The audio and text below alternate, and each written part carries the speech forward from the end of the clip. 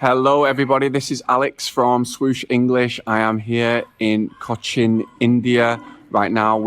Yesterday actually, I just wanted to quickly mention that we did a fantastic class for a lot of Indian nurses who got 6.5 in their IELTS very recently and now have made the switch over to the OET examination. So we were helping them to prepare for their upcoming examinations, and a couple of them asked about listening part A, so I wanted to go through a very short video today. And this is a question we've had a lot in our free classes as well. You can get lots of flies coming into my face.